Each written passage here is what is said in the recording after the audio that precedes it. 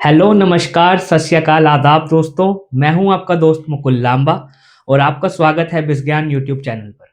दोस्तों, जैसे कि हम सबको पता है 1 फरवरी 2026 को यूनियन बजट 2026 प्रस्तुत किया जाएगा हमारी फाइनेंस मिनिस्टर श्रीमती निर्मला सीतारमन द्वारा। तो इस बार के बजट में कुछ खास बातें हैं। ये बजट संडे को आ रहा है और भारत के इतिहास में ये पहली बार है कोई यूनियन बजट संडे को प्रस्तुत हो रहा है। तो संडे जैसे कि रिलैक्सिंग हॉलीडे माना जाता है, तो देखने वाली बात रहेगी कि ये बजट रिलैक्सिंग होने वाला है या एक नया सिरदर्द बनकर आएगा। और दूसरी बात, ये हमारी वित्त मंत्री साहिबा श्रीमती निर्मला सीतारमन जी का 9th कॉन्जिक्यूटिव बजट है, जो अपने आप में एक नई बात है क्योंकि no one ever has consequently presented 9 union budgets in a row. So this budget is going to be an interesting one and आज की वीडियो में हम यही बात करेंगे that what can we expect from this union budget. So I am CA Mukul Lamba and आज के discussion में हमारे साथ हैं CA मनोज लांबा सर, जो कि 25 साल से ज़्यादा CA की फील्ड में प्रैक्टिस कर रहे हैं इन टैक्सेशन, अकाउंटिंग एंड ऑडिटिंग। तो सर से आज जानते हैं, डिस्कस करते हैं कि एक आम आदमी, एक बिजनेसमैन, एक MSME इस बजट से क्या अपेक्षा रख सकता है। तो सर, सबसे पहले आपका इस शो पे स्वागत। तो हमने इस यूनियन बजट 2026 की बात करी, तो सबसे पहले आप बताइए कि ये बजट से हमारे देश कौन सी नई दिशा पकड़ेगा। पहले तो सभी दर्शकों को मेरा प्रेम भरा नमस्कार। मुकुल ने बात की कि 2026 का बजट किस तरफ देश को लेके जाएगा, तो मैं समझता हूं कि मोदी जी का जो विजन है 2047 विकसित भारत का, उस विकसित भारत की नींव को और मजबूत करने के लिए सरकार इस बजट को लेके आएगी। इसी 2047 के विजन को लेके नए नए वादे, नई नई पॉलिसीज, नई नई घोषणाएं हो सकती हैं। सर, जैसे इनकम टैक्स की हम बात करते हैं, तो 1 अप्रैल 2026 से हमारा द इनकम टैक्स एक्ट 2025 लागू हो जाएगा। तो पिछले बजट में सरकार ने मध्यम वर्ग यानी कि मिडिल क्लास, तो इस देश की इकोनॉमी की बैकबोन है, उसे 12 लाख तक का छूट दिया इनकम पर। बिल्कुल। क्या इस बजट में भी हम कुछ ऐसी अपेक्षा कर सकते हैं कि मिडिल क्लास को कोई फायदा दिया जाएगा? चाहे स्टैंडर्ड डिडक्शन की बात की जाए तो कुछ लोग मांग कर रहे हैं कि 75,000 से 1 लाख होनी चाहिए। मेरे को ऐसा लगता है कि जहां तक 12 लाख वाली सीमा को आगे बढ़ाने का सवाल है, वहां पर कोई बड़ा बदलाव नहीं हो सकता, लेकिन स्लैब्स की रैशनलाइजेशन की जा सकती है। बड़ी स्लैब जो 24 लाख रुपए वाली है, जहां के बाद मैक्सिमम टैक्स लगता है, उस स्लैब को और ऊपर ले जाया जा सकता है ताकि अमीरों को और ज्यादा टैक्स देना पड़े और मध्यम वर्ग पर कुछ बोझ कम हो और गरीबों से कर की मुक्ति हो। तो पहली चीज ये है। जहां तक वेतन भोगी कर्मचारियों की बात की, उनकी हर बार डिमांड रहती है कि स्टैंडर्ड डिडक्शन को बढ़ाया जाए, लेकिन स्टैंडर्ड डिडक्शन के नाम पर हमेशा सरकार लॉलीपॉप देती रही है। मैं कहूंगा एक चॉकलेट जैसे बच्चे को दे दिया जाता है, तो वेतनभोगी कर्मचारियों को भी एक चॉकलेट पकड़ा दिया जाता है। मेरा यहाँ पे सरकार को ये लगता है कि सरकार को कुछ नए भारत के निर्माण के लिए कुछ अलग सोचना चाहिए। तो जैसे सरकार प्रेजम्पटिव स्कीम बिजनेसमैन और प्रोफेशनल के लिए लेके आई हुई है, वेतन भोगियों के लिए भी एक प्रेजम्पटिव स्कीम आए, जिसमें एक शुरुआत की जाए कि 20% of standard their salary should be allowed as standard deduction, यानी 80% सैलरी पे टैक्स लगे, 20% की एक मुश्त छूट दे दें स्टैंडर्ड डिडक्शन के नाम पर। तो सर, बहुत सारी कंफ्यूजन रहती है कि ओल्ड स्कीम, नई स्कीम, तो क्या 2026 का ये बजट ओल्ड स्कीम को परमानेंट बंद कर देगा? मेरे को नहीं लगता। मैं हमेशा कहता हूं कि सरकार ने ओल्ड टैक्स रिजीम को वेंटिलेटर पे डाल दिया, ना तो मरने दे रही है और ना ही वो अच्छे से जी पा रही है। क्यों किया है सरकार ने ऐसा? क्योंकि बहुत सारा पैसा जो पहले सेविंग स्कीम्स में आता था, चाहे वो LIC में आता था, चाहे वो PPF में आता था, चाहे वो NPS में आता था, चाहे वो इंश्योरेंस में आता था, हेल्थ इंश्योरेंस में आता था, या लाइफ इंश्योरेंस में आता था, या और स्कीम्स में आता था जहां जहां टैक्स की छूट थी, वो सब राष्ट्र निर्माण के नाम पर खर्च होता था। और जो लोग इसमें पैसा डालते थे, वो इसलिए डालते थे कि कल छूट मिलती थी। अब कल छूट तो मिल नहीं रही, लेकिन पॉलिसी 15 साल की है, 20 साल की है, PPF अकाउंट 15 साल का है, तो पैसा डालना मजबूरी है। तो सरकार इसे खत्म तो नहीं करेगी, क्योंकि नए अधिनियम में भी इसे खत्म नहीं किया गया है, तो ये वेंटिलेटर पे ही रहेगा, मेरे को लगता है। जी। तो सर, अब बात करेंगे कुछ एग्रीकल्चर के बारे में। जैसे कि अभी तक किसी सरकार की इतनी हिम्मत नहीं हुई कि देश के किसान पर टैक्स लगाया जाए। तो बात हो रही है कि एक स्पेसिफिक सीमा से ऊपर अगर किसी की ज़मीन है, कोई खेती-बाड़ी कर रहा है, तो उस पर टैक्स लगाया जाए। देखिए, एग्रीकल्चर सेक्टर एक ऐसा सेक्टर रहा है जो भारतीय अर्थव्यवस्था की रीढ़ की हड्डी रहा है। पहले भारतीय अर्थव्यवस्था एक कृषि प्रधान अर्थव्यवस्था थी।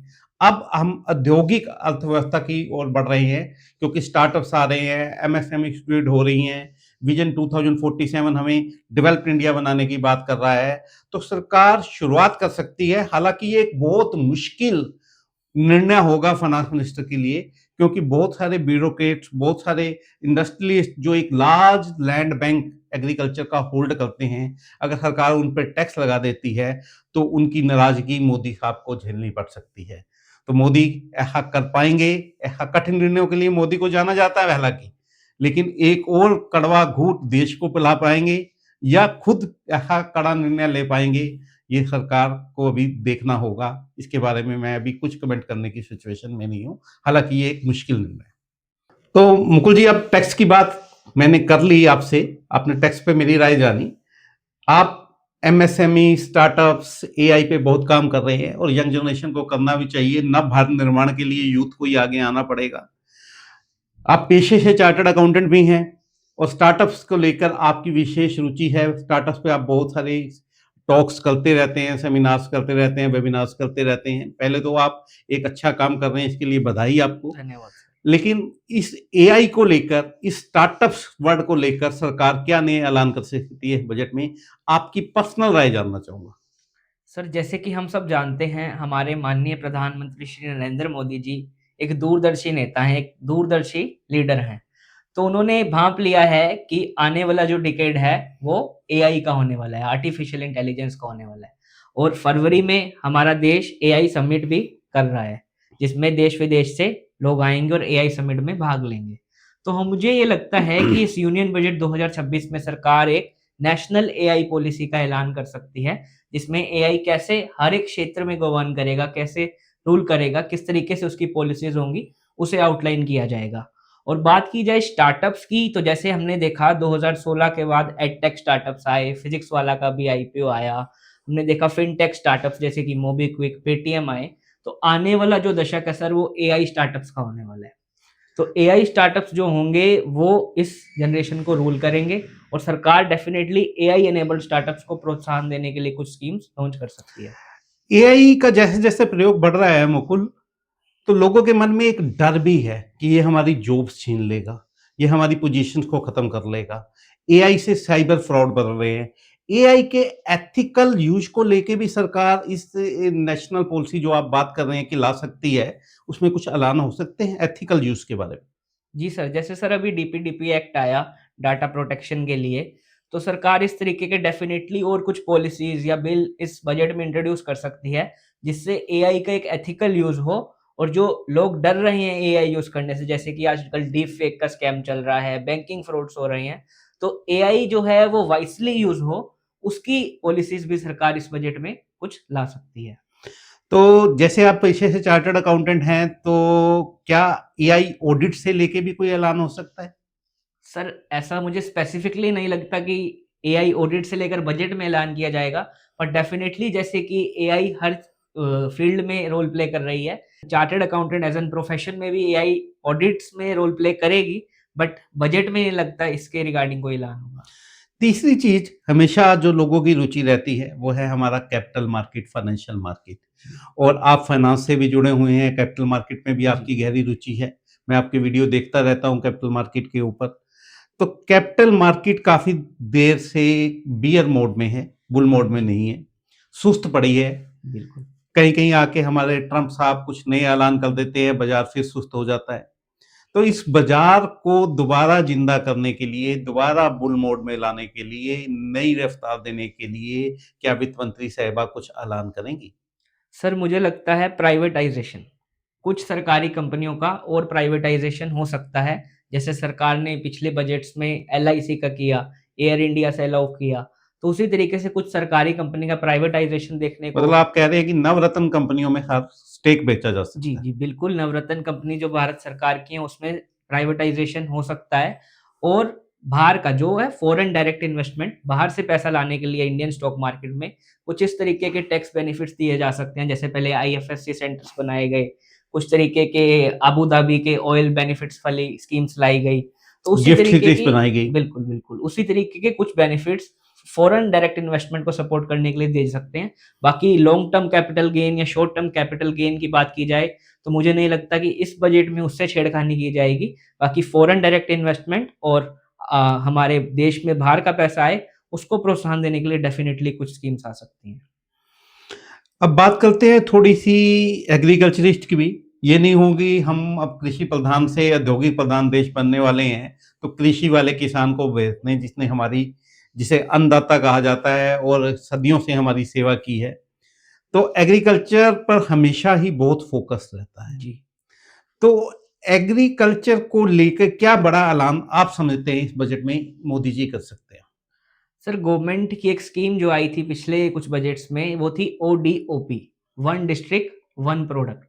ओके। जैसे सरकार ने पिछले बजट में मखाना बोर्ड सेटअप किया, मखाना को प्रमोट किया, मुझे लगता है क्षेत्रीय स्पेसिफिक जो प्रोडक्शन है, या जैसे आप लिए असम की चाय है, दार्जिलिंग टी है, नागपुर का संतरा। नागपुर का संतरा है, कोल्हापुरी चप्पल है, इस तरीके के जो उद्योग हैं जो एक क्षेत्र स्पेसिफिक हैं, उसको प्रमोट करने के लिए गवर्नमेंट एक नई पॉलिसीज ला सकती है, जिससे भारत एक तरह से कलेक्टिवली ग्रो करे, ना कि सिर्फ कृषि की हम बात करते हैं, बट जब एक कलेक्टिव ग्रोथ होती है, हर एक डिस्ट्रिक्ट एक प्रोडक्ट के थ्रू ग्रो करेगा, तो डेफिनेटली एग्रीकल्चर क्षेत्र और आपको ये डायरी या एनिमल हस्बेंड्री वाला सेक्टर भी ग्रो करेगा। फिशरीज पे हमेशा सरकार का फोकस रहता है, तो फिशरमैन, एग्रीकल्चर, डायरी प्रोड्यूसर्स या मखाना बोर्ड टाइप जैसे और हमारे मिलेट बेस्ड कंपनीज हैं, उनके रिगार्डिंग डेफिनेटली सरकार इस बजट में भी कुछ ना कुछ ऐलान करेगी। मतलब आपको लग रहा है कि ओडीओपी का और विस्तार होगा, जी, जी। एग्रीकल्चर सेक्टर्स को उसमें जोड़ा जाएगा, बिल्कुल। एग्रीकल्चर बेस्ड डिस्ट्रिक्ट्स आइडेंटिफाई किए जाएंगे और सरकार उससे बढ़ाने की कोशिश करेगी। बिल्कुल, कुछ बिल्कुल। नए बोर्ड भी बन सकते हैं, जैसे मखाना बोर्ड बना, हल्दी बोर्ड, बिल्कुल सर, जैसे हमारा देश शुरू से ही आयुर्वेद के नाम से जाना चाय जाता बोर्ड। है, तो इसी तरीके से आयुर्वेद में बहुत सारे रत्न हैं मैं कहूँगा, तो हर एक रत्न को लेकर एक बोर्ड बनाया जा सकता है। Okay, okay. अब बात करते हैं थोड़ी सी हेल्थ सेक्टर की। जी। हेल्थ को लेकर भारत में हमेशा ही लोगों को चिंता रहती है कि भारत में एजुकेशन और हेल्थ अच्छी नहीं है।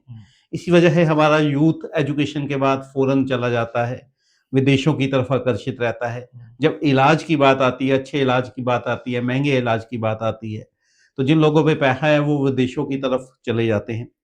भारत में हेल्थ सेक्टर को लेकर बुजुर्गों को सम्मान देने के लिए, महिलाओं को सम्मान देने के लिए, हमारे बच्चों के पोषण को ठीक-ठाक करने के लिए सरकार कुछ हेल्थ सेक्टर के बारे में सोचेगी? हालाँकि पीछे में कुछ बीमा की पॉलिसियाँ लाती रही है सरकार, लेकिन वो बीमा की पॉलिसियाँ कोई हेल्थ सेक्टर में विशेष इम्प्रूवमेंट नहीं दे पाई। आयुष्मान योजना है, कई योजनाएँ सरकार और भी लेके आई, मोदी साहब ने काफ़ी कुछ किया है, लेकिन मेरे को लगता है हेल्थ सेक्टर में अभी भी ज़रूरत है। बिल्कुल सर, जैसे आपने कहा हेल्थ सेक्टर में सरकार को ध्यान देने की ज़रूरत है। अभी पीछे हमने इंदौर में देखा कि वाटर कंटामिनेशन और इस तरीके के किस्से हम सुनते ही रहते हैं जहाँ पर हेल्थ से कॉम्प्रोमाइज़ हो रहा है। तो सरकार की योजना आयुष्मान भारत जैसे थी, वो काफ़ी सफल रही।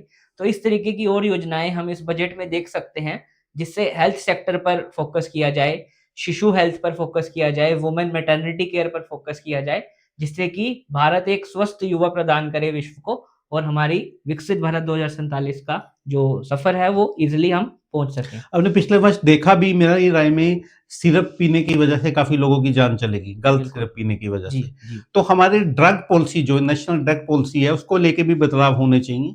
कोई भी व्यक्ति किसी भी चीज़ का निर्माण कर ले, उसका कोई स्टैंडर्डाइज़ेशन नहीं है, कोई फ़ॉर्मुलेशन नहीं है, उसके बाद अनएथिकल प्रोडक्शन हो रहा है, उस पे रोका जाए। और जो हमारी अनएथिकल कंपनियाँ हैं, फार्मा सेक्टर में एथिकल और अनएथिकल का बहुत इश्यू रहता है। अनएथिकल कंपनीज़ जो हैं, जो अपने प्रोडक्ट को बहुत ऊँचे दामों पे बेच रही हैं, उनको लेके भी उनकी प्राइस डिटर्मिनेशन के लिए कोई सख्त कदम सरकार उठाए, जिससे हेल्थ सेक्टर फर्दर इम्प्रूव हो, दवाइयाँ सस्ती हों, घर-घर तक जैसे जन औषधि केंद्र मोदी जी ने खोले हैं, उसका और विस्तार किया जाए, हेल्थ के लिए बजट एलोकेट होना चाहिए। तो सर हेल्थ पे बात हो गई, अब मैं फ़ोकस शिफ्ट करूँगा स्पोर्ट्स पे। तो जी। जैसे कि हमारा देश 2030 में कॉमनवेल्थ गेम्स होस्ट करने वाला है, तो मुझे लगता है सरकार इस बजट में स्पोर्ट्स को भी एक अच्छा बजट एलोकेट करेगी, ताकि 2030 का ये मिशन जो हमने लिया है, कॉमनवेल्थ गेम्स होस्ट करने का, ये सक्सेसफुल हो और अभी भारत 2036 में जो ओलंपिक होने वाले हैं उसके लिए भी बिड कर रहा है। तो डेफिनेटली मोदी सरकार हमेशा खेलों को, खेलो इंडिया हो या यूनिवर्सिटी गेम्स हो, उसको प्रोत्साहन देती आई है। और डेफिनेटली ओलंपिक्स में हमारी परफॉर्मेंस भी अच्छी हो रही है, तो स्पोर्ट्स पे भी एक बजट एलोकेट होगा। और दूसरा सर मैं आपसे जानना चाहूंगा, जैसे कि इस वर्ष हमारा एविएशन सेक्टर पूरा टर्बुलेंस के थ्रू हिट रहा, हमारी फ्लाइट्स कैंसिल होती रही, इंडिगो का हमने ये क्राइसिस देखा और भारत सरकार ने 3 नई एयरलाइंस को भी झंडी दिखाई। तो क्या एविएशन सेक्टर में भी कुछ बदलाव देखते हैं? हाँ, मेरे को लग रहा है इस बार एविएशन सेक्टर को लेके कुछ बड़े ऐलान हो सकते हैं। उसका कारण है जैसे कि आपने बताया कि पीछे हमारी एक कंपनी की वजह से काफ़ी सारे लोगों को परेशानियों का सामना करना पड़ा। उसके 2 कारण हैं। एक तो जो हमारा एयर ट्रैवल करने वाला अब जनता है या नागरिक हैं, वो बहुत बढ़ गए हैं। लोग अब समय बचाना चाहते हैं, क्योंकि अब जो अगर हम देखते हैं अच्छी ट्रेन और फ्लाइट्स के रेट में कोई बहुत ज़्यादा डिफरेंस नहीं रह गया है। तो सरकार को अब जब एयर सेक्टर का विस्तार इतना हो गया है, एविएशन सेक्टर का इतना विस्तार हो गया है, तो कुछ नई एयरलाइंस लाने के लिए कोई पॉलिसी लानी पड़ेगी या पब्लिक प्राइवेट पार्टनरशिप में कुछ करना पड़ेगा। कुछ भी सुधार एविएशन सेक्टर को लेकर डेफिनिटली कुछ ना कुछ इस बजट में देखने को मिलेगा। अब मुकुल, हमने सारे सेक्टर्स की चर्चा कर ली। हमारा पड़ोसी हमें हमेशा आँख दिखाता रहता है। पिछले साल भी 2 बार किस्से हुए, कोई सिंदूर ऑपरेशन चला और कोई कुछ और चला। तो डिफेंस हमेशा एक ऐसा सेक्टर रहा है जहाँ सरकार एक बहुत बड़ा हिस्सा बजट का एलोकेट करती है, ताकि हमारे सैनिक सुरक्षित रहें, सीमाएँ सुरक्षित रहें, हमारा देश सुरक्षित रहे। तो मोदी जी, आप देखते हैं कि दिवाली, दशहरा पे, ईद पर हमेशा बॉर्डर्स पे जाते हैं और सैनिकों का मान-सम्मान करते हैं, उनके साथ त्योहार मनाते हैं। तो डिफेंस सेक्टर को लेके मोदी जी क्या करने वाले हैं? तो सर जैसे आपने बात करी डिफेंस सेक्टर की, तो मेरा मानना यही है कि सरकार का प्रोत्साहन रहेगा कि in house domestic defence manufacturing हो। कि भारत 2047 में विकसित तो जरूर बनना चाह रहा है, पर विकसित भारत तभी बन पाएगा जब डिफेंस की मैन्युफैक्चरिंग इन हाउस होगी। भारत अपनी सुरक्षा के लिए खुद ही सुरक्षा इक्विपमेंट्स बनाएगा। हम देख रहे हैं बहुत सारे स्टार्टअप्स भी इस मुहिम में जुड़ रहे हैं, जो भारत के डिफेंस सेक्टर को मजबूत बनाने के लिए अपने घर पर ही डिफेंस मैन्युफैक्चरिंग कर रहे हैं। हम असली में विकसित भारत तब बनेंगे जब राफेल के लिए फ्रांस पे डिपेंडेंस ना रहे, अमेरिका के साथ हमें टाई अप्स ना करने पड़े। तो डिफेंस को प्रोत्साहन देने के लिए डेफिनेटली मोदी सरकार स्टार्टअप्स को बढ़ावा देगी कि वो डिफेंस में इन हाउस मैन्युफैक्चरिंग करें। तो सर हमारी हर विषय पे लगभग बात हो गई, तो बहुत अच्छा लगा आपसे बात कर। Thank you for being with us on this show. Same here. So guys, अगर आपको ये वीडियो पसंद आती है तो डेफिनेटली एक लाइक, शेयर और सब्सक्राइब कीजिए और हमारे यूट्यूब चैनल विज्ञान को सब्सक्राइब कीजिए। Thank you for watching out this video once again. Thank you sir, and जय हिंद, वंदे मातरम, बाय बाय। Thank you.